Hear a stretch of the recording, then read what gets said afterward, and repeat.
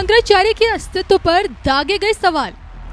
अविमुक्तेश्वरानंद जी का प्रॉब्लम यह है कि उनको खुद में इनसिक्योरिटी फील हो रही है, वो खुद इंफीरियर कॉम्प्लेक्स में जी रहे हैं क्योंकि उनको अभी तक क्लीन चिट नहीं मिला है। योगी की सबसे बड़ी अग्नि परीक्षा।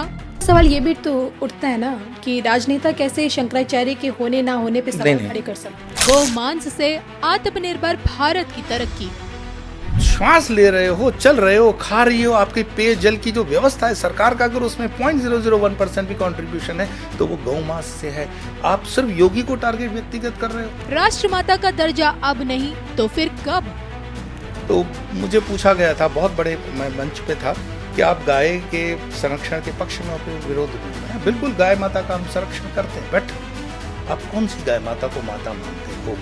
यहाँ जर्सी भी है, क्रॉस भी है, विदेशी भी है, हॉस्टन भी है और देसी भी है। देखिए सिर्फ और सिर्फ धर्म ज्ञान पर। भारत देश के पतन का कारण ये रहा कि हमने धर्म को वो उचित स्थान जब से देना बंद कर दिया, तब से भारत गर्त में गिरता चला गया। और आज भी परिस्थिति वही की वही है कि हम धर्म को वो स्थान दे ही नहीं पा रहे। धर्म कहने का मतलब मेरा है जो गीता का धर्म है, गीता में बताया हुआ धर्म है, या उसको आध्यात्मिकता से आप जोड़ सकते हो, not ritualistic purely but spiritual, आध्यात्मिक।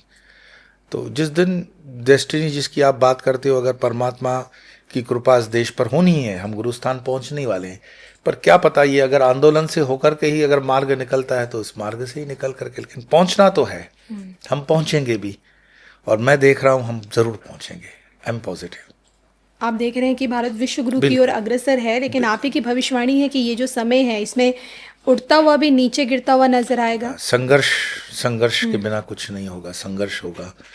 इसमें कई मतलब जिसको कहते हैं ना, जान हानि, माल हानि, आगजनी, जिंदाबाद मुर्दाबाद, अपने इंफ्रास्ट्रक्चर की चीज़ों को नुकसान पहुंचाना, इसको रोका जा सकता है, कुछ हद तक रोका जा सकता है इसको, बशर्ते कि इसमें जो नेतृत्व हो, नेतृत्व केंद्र का हो चाहे राज्य का, आध्यात्मिक उसको सपोर्ट मिलना बहुत ज़रूरी है।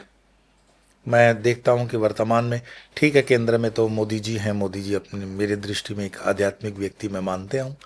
योगी आदित्यनाथ तो उस पर कोई डाउट नहीं किया जा सकता।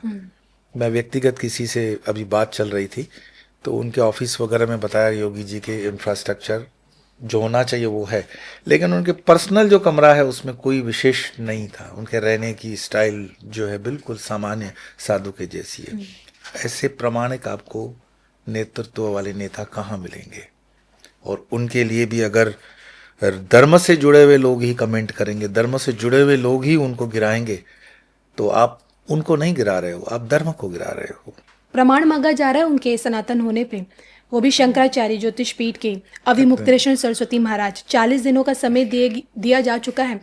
या तो गौ माता को राज्य माता का दर्जा दीजिए, अन्यथा तो मान लिया जाएगा सिर्फ दिखावे के सन्यासी हैं, दिखावे के सनातनी हैं। मैं योगेश्वर कृष्ण का भक्त हूँ और योगेश्वर कृष्ण ने हमेशा कहा है तुम कोई भी पक्ष निश्चित कर लो, या इसमें हो या उसमें हो।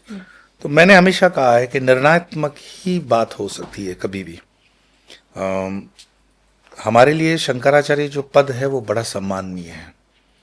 जैसे प्राइम मिनिस्टर पद जो है वो सम्माननीय है, उस पर व्यक्ति कोई भी बैठ सकता है, उसी तरह शंकराचार्य पद बहुत सम्माननीय है। और हमने अपना सम्मान बारंबार दिखाया है, चाहे वो पूज्य निश्चलानंद सरस्वती जी हों या सदानंद जी महाराज जी हों या दक्षिण के भारती जी हों।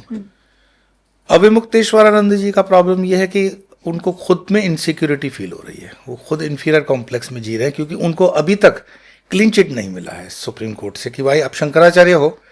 तो ये गोल पहले तो योगी जी ने किया कि आप साबित करो कि आप शंकराचार्य हो।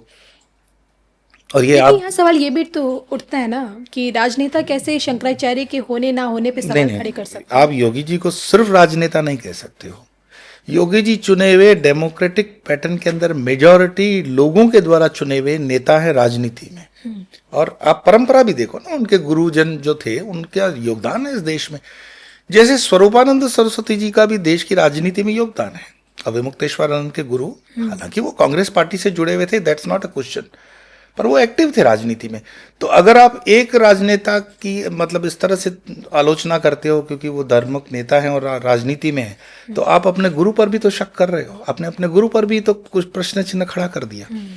तो मुझे लगता है कि एक्चुअली अविमुक्तेश्वरानंद जिस पद पर हैं वो पद तो बड़ा पवित्र है, लेकिन व्यक्तिगत तौर से मैं मानता हूं कि वो व्यक्ति उस पद के लिए कितने सूटेबल है। मैं तो खुल करके हमेशा बोलता हूं कि आपको क्वालिफाई करना पड़ेगा। आप बहुत अच्छे इंसान हो सकते हो, पर उस पद के लायक आपकी भाषा नहीं है, उस पद के लायक आपकी गरिमा नहीं है, और उस पद के लायक आपकी जो बोलते हैं ना लैंग्वेज को यूज करना वो भी ठीक नहीं है। आप तुरंत क्रोध में आ जाते हो, कुछ भी अंट शंट बोल देते हो, है ना। आप अभी पक्ष में बैठते हो, कभी विपक्ष में बैठ जाते हो, धनाढ़यों के आप मेलों में देखे जाते हो। मतलब एक स्टंटबाजी मुझे बहुत ज्यादा लगती है। उन्हीं के गुरुबाई हैं सदानंद महाराज जी, बहुत पूज्य वंदनीय है, बहुत ज्ञान के भंडार हैं। उनके चरणों पर हम बैठते हैं, मतलब उनके चरणों में सर नवाते हैं। मुझे वापी में जब मिले थे गुजरात में तो बहुत बहुत अच्छी मुलाकात हमारी रही, और सम्माननीय शंकराचार्य हैं। पर उनकी मजबूरी ये है कि एक गुरुबाई को प्रोटेक्ट करने के लिए सदानंद जी को भी आना पड़ रहा है ना। पर मुझे लगता है ये भाई भतीजावाद धर्म में नहीं होना चाहिए। हम धर्म के लोगों को कम से कम अभय होकर, निर्भय होकर, सत्य के प्रति निष्ठावान होकर के कार्य करना चाहिए। अगर इन वस्त्रों में भी आप सत्य न बोल पाओ, निर्भय न बन पाओ, अभय न बन पाओ, तो फिर ये वस्त्र लेने की आवश्यकता भी क्या है जी। अब ये अपने अपने विवेक से सब सोचें। चलो, आपको क्या लगता है 40 दिन की अग्नि परीक्षा से गुजर रहे हैं अभी, योगी जी उत्तीर्ण हो पाएंगे? क्या योगी जी की कोई अग्नि परीक्षा नहीं है। अविमुक्तेश्वरानंद इस देश की कोई अंतिम सत्ता थोड़ी है, वो बोलेंगे तो हो जाएगा। राज्य माता का अगर दर्जा दे देते तो उसमें बुराई क्या है? मैं आपसे एक बहुत विनम्रता पूर्वक निवेदन करूं, और अगर ये मेरी आवाज उन तक भी पहुंच रही है तो मैं सभी उन संतों को निवेदन करूंगा। मैंने एक बहुत बड़े नाम नहीं लूंगा क्योंकि फिर नाराजगी भी होती है। हमारे गुजरात के ही मंदिर है, वो बड़ा मंदिर है, समुद्र तट पर है। प्याज नहीं खाना, लहसुन नहीं खाना, मांस नहीं खाना, मछली नहीं खाना, जबकि वो मंदिर पूरा का पूरा फिशर कम्युनिटी, मछली पकड़कर जो व्यवसाय करते हैं उन लोगों के बीच का मंदिर है। मैंने कहा महाराज आप मछली खाते हो? तो उन्होंने कहा कैसी बात कर रहे हो आप, हम कैसे मछली खा सकते हैं? तो मैंने कहा ये जो जनता अपनी गाड़ी पसीने की कमाई कई दिनों तक समुद्र में जाकर मछली पकड़कर बेच के आपके भंडारे में पैसा डालती है, ये पैसा क्या गंगा जल से धोने से भी साफ हो जाएगा? ये है तो मछली पकड़कर आपको दिया हुआ अनुदान है। हिंदुस्तान की एक दान पेटी दिखाओ, सिर्फ एक दान पेटी जिसमें लहसुन का, प्याज का, मछली का और मांस का पैसा नहीं है। 70% इस देश की जनता जो है उसका खान पान क्या है वो देख लो गवर्नमेंट आंकड़ों में। 70% इस देश के जो किसान हैं, जो प्याज उगाते हैं, लहसुन उगाते हैं, वो अपना पैसा मंदिर में देते हैं। तो क्या आप मंदिर के उन पेटियों से निकाल दोगे? आप 40 दिन वहां देते हो कि गौ माता को घोषित कर लो। शंकराचार्य 40 दिन नहीं 40 सालों में यह घोषित कर ले कि उनके भंडारे में कभी मांस के व्यापार का 1 रुपया अंदर नहीं आया है। ये सब बकवाद है, ये सब चीप एक्ट्स हैं। ऐसा कुछ मुझे लगता है प्रामाणिकता होनी चाहिए। मैंने कहा ना, विवेक से तुम काम लो, कम से कम सोचो तो सही इस देश की बात क्या है।